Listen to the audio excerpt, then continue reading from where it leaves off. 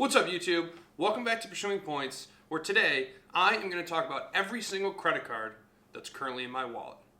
Before I do, don't forget to smash that like button. It, of course, really helps out the channel. So, I've done What's in My Wallet podcast before. I've never done a What's in My Wallet YouTube video. And I figure I might try and do one of these every 6 months to a year, thereabouts, or when my wallet goes through considerable churn.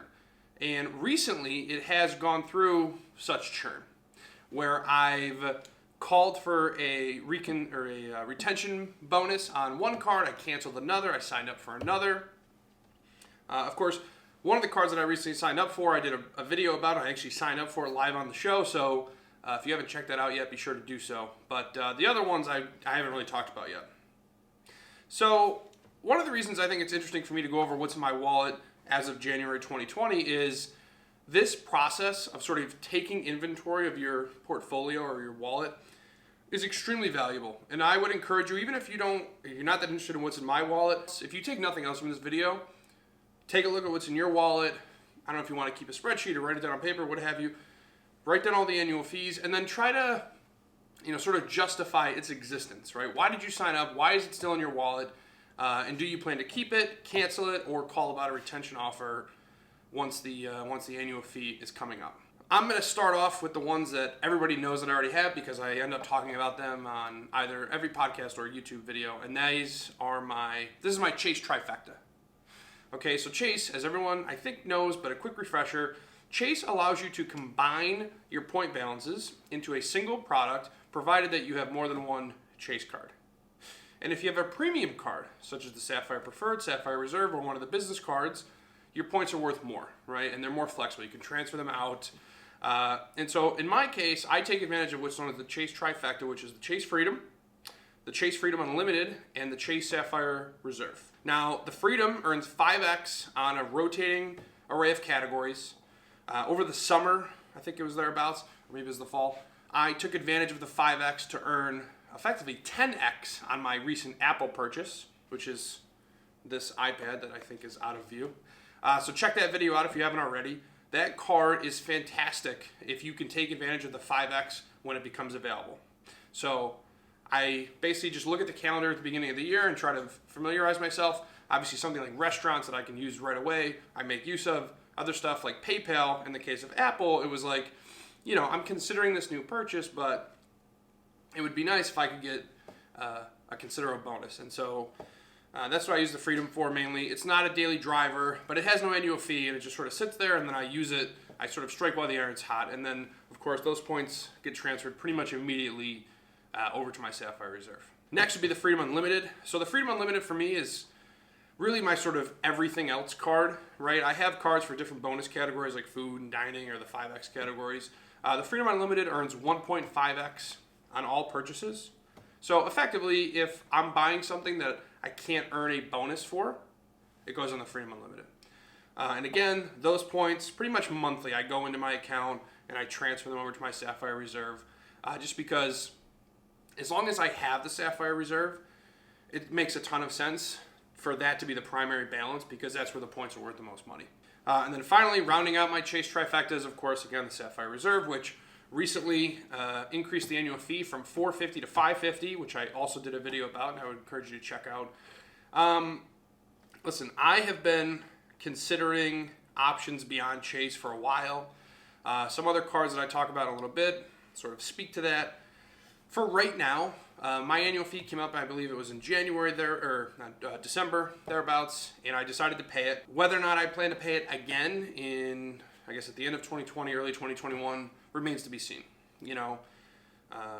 Again, watch that video, but basically, you take advantage of the $60 in DoorDash, and now the bigger annual fee isn't as big. I already got my annual travel credit for this year, which means that this card primarily will be used for travel and dining, but obviously, because of the newest addition to my wallet, which I'll talk about in a little bit, it's mainly just going to be my travel card because as a sort of overarching strategy, my goal is to draw down my Chase Sapphire Reserve balance as best that I can, if for no other reason than to give me some flexibility moving forward.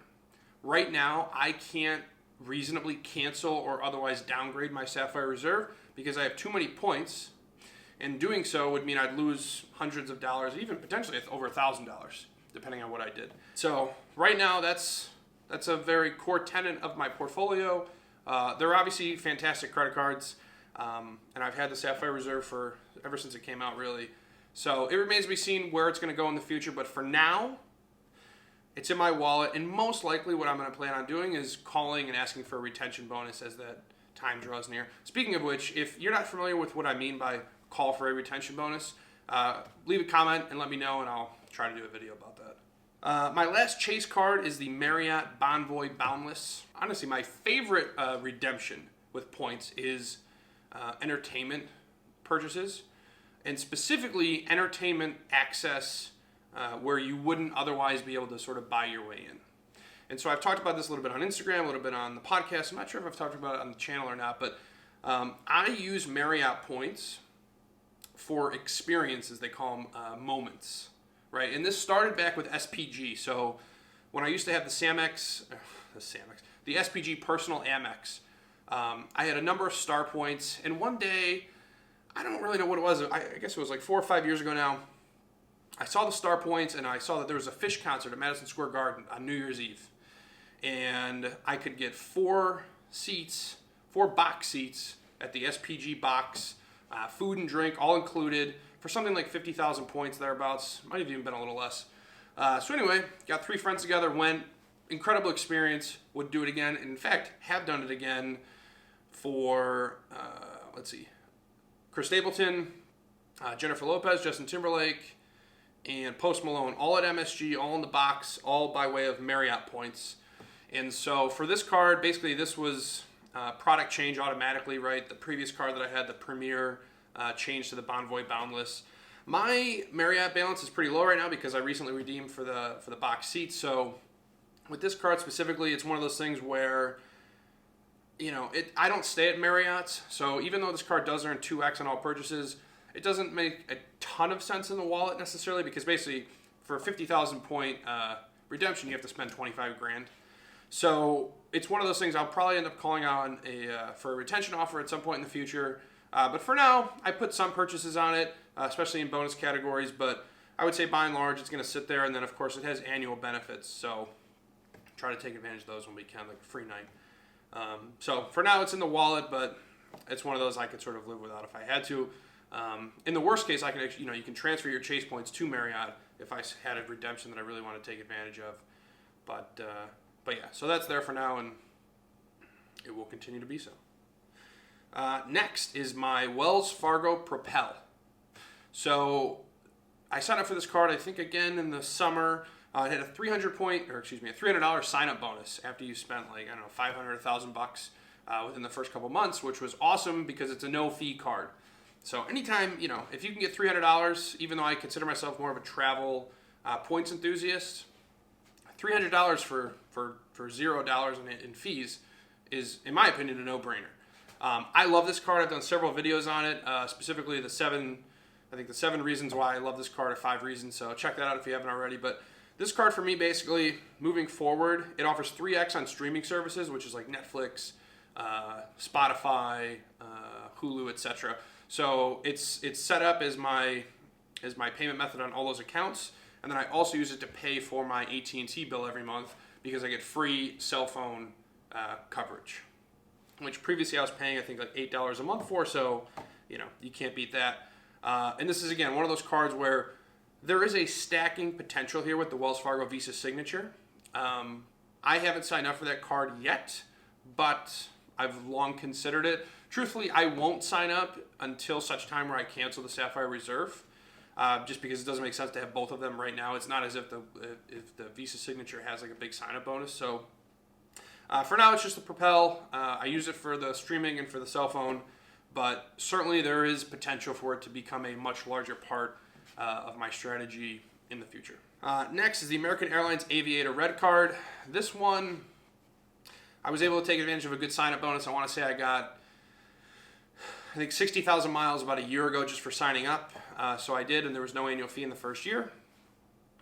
Actually, I take that back. There was an annual fee in the first year, but to get the 60,000, you didn't have to spend any money. You just had to pay the fee, and that was great.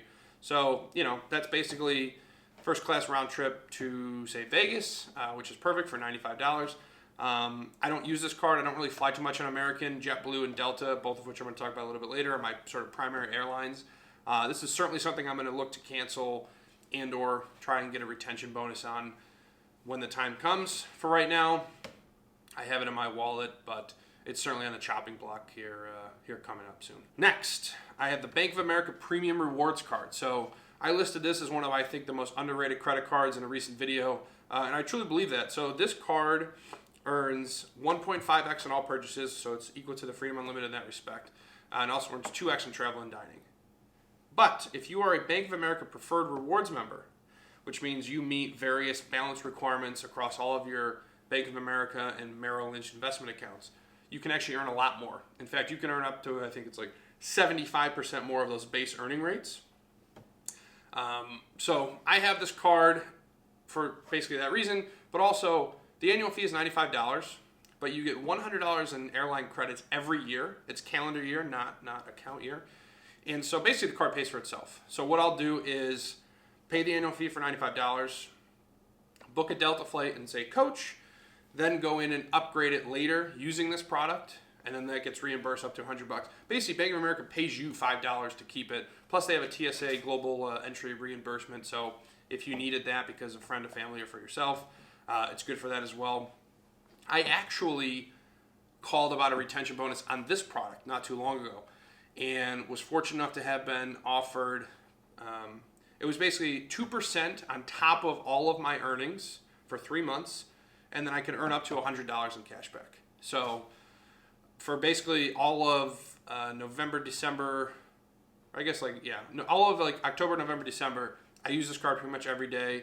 So I had 1.5x on everything, plus 2%, and then 2x in travel and dining, plus 2%, plus any preferred rewards bonus. And now I have another $100 credit in 2020, right? And I obviously used the one in 2019. So really, for $95 in annual fees, I got the $100 retention bonus plus $100 credit. And obviously, I can still make use of the TSA or global entry reimbursement if I have a friend or family member that I want to sign up. I can use it for that as well. So it remains to be seen if I'll keep this card forever. You know, there's definitely some value in canceling cards, even if you use them a lot, because you can always sign up for them again later and then get another sign-up bonus, which is powerful. But for now, it's in my wallet. I unlocked a $100 bonus, and it's going to kind of go back in the drawer as we sort of shift spending to some of our new products, specifically the Capital One Saver Card. So I signed up for this card on the channel a couple days ago. Basically, for me, entertainment is, if not, it's one of those categories where, like, other than like essentials like food and whatever, entertainment is where I choose to spend most of my money these days, right? At one point it would have been more travel, but now it's more entertainment. So that's Ticketmaster, StubHub, and then all the other sort of ancillary entertainment stuff that I didn't really factor in. But this card offers 4% on entertainment purchases, which for me is a no-brainer. $300 sign-up bonus, no annual fee for the first year. In the video where I signed up for it, I estimated that I could earn maybe $1,000 in the first year. And then what's nice about this is that they actually have a no-fee version, which offers 3% on entertainment and, again, $0 annual fee. So if after the first year I find that I'm spending a little bit less than I thought I would on entertainment, I can always downgrade, not a problem. But for now, I'm going to take advantage of that full sign-up bonus and put all of my entertainment. I'm also going to put all of my dining spend on this card as I try and spend down my Chase Sapphire Reserve balance. I will use this for dining as opposed to my Sapphire Reserve to try to get some additional cash back. It's 4% on restaurants. So next would be the Discover It. Discover It, again, one of those cards I've had for a number of years. It also, like the Freedom, offers a rotating calendar of categories where in a particular quarter you can earn 5x on these categories up to $1,500. So I used this one over the summer, and because they had restaurants as a category. And so I said to myself, you know what, I'm gonna do my best to max this out, get the $75, which I did. I actually made a video about it, so check that out if you haven't already. And that was another example where I was much happier with the $75 cash today than the 3x on dining I would have got my Sapphire Reserve for some reward I could have gotten long in the distant future. And I talk all about that in that other video. But basically, this card for me, is sort of always on the chopping block. But interestingly, I tried to cancel it either a year or two ago, and they offered me a retention bonus, which is pretty, not odd, but it's like unlikely you're going to get retention bonuses for no annual fee cards. But I was fortunate enough to get one. I will probably call again in the future and ask for another one. It certainly never hurts, but right now, this card only comes out when I see a good value opportunity on the 5X. I actually think I bought this camera, this YouTube camera, for a similar reason that I used the Freedom for the Apple purchase. I used Discover It to fund a PayPal purchase for the camera, got 5%. So that's what I really like these cards for, when they do PayPal or Apple Pay as like a 5% bonus category. You know, if you have a big ticket item that you've been like putting off or considering purchasing for quite a while, wait till you get the 5% offer and then go all in. You know, it's free money. What else? So, sort of rounding out the premium products is my American Express Delta Platinum card. I have had this for either 3 or 4 years, and really when I first got it, I was traveling a lot on Delta, and in fact, my first year that I had this card, I was able to earn Platinum Medallion status by way of both spending and travel.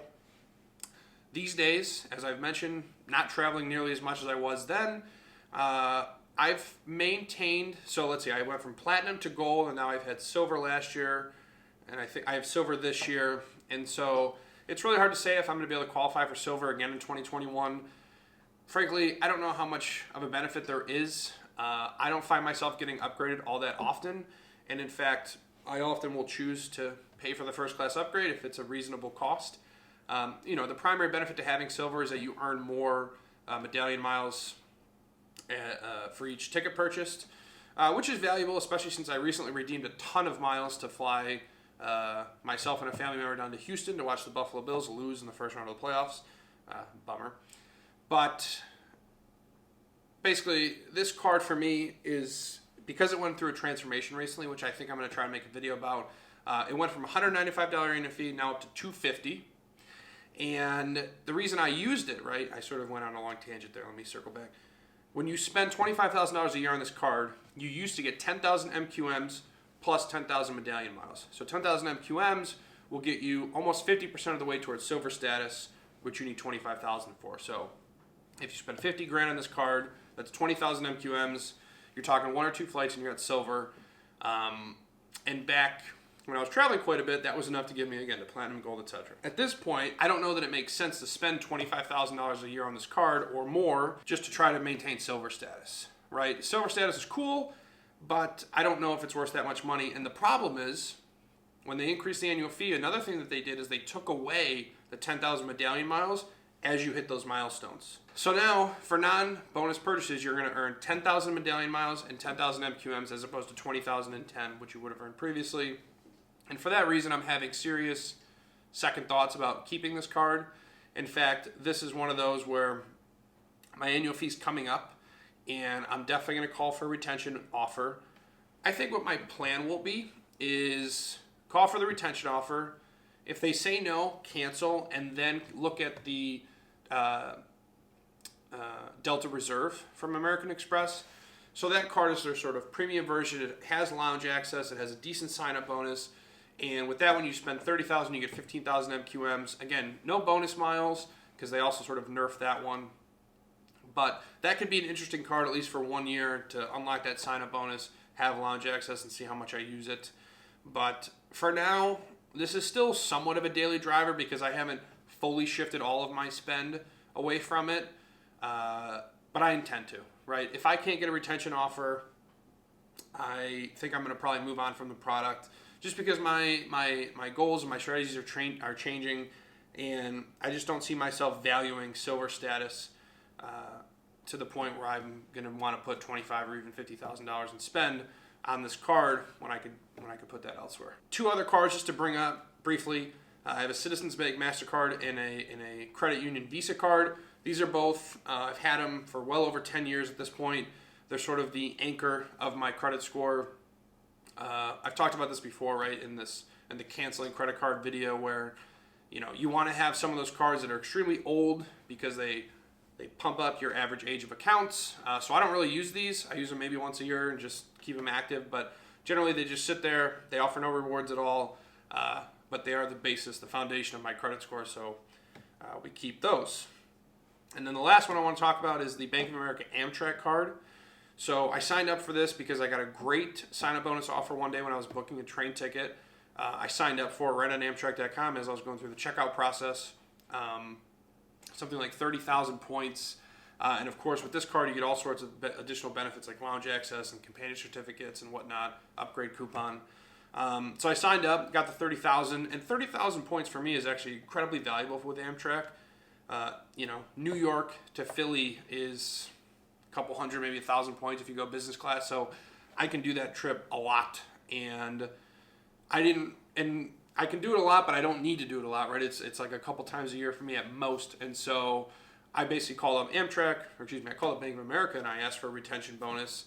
And very surprisingly, they said that you need to call Amtrak for that, which didn't sound right, but truthfully, I was sort of over it. I feel like I had enough Amtrak points. I didn't want to pay the $79 annual fee, and I figured I could always sign up again for the card in the future if I wanted to. So I canceled that one very recently, and but obviously I still have all my Amtrak points, so I'll be taking a train as much as I can. As far as future plans, obviously I just got the Capital One Saver.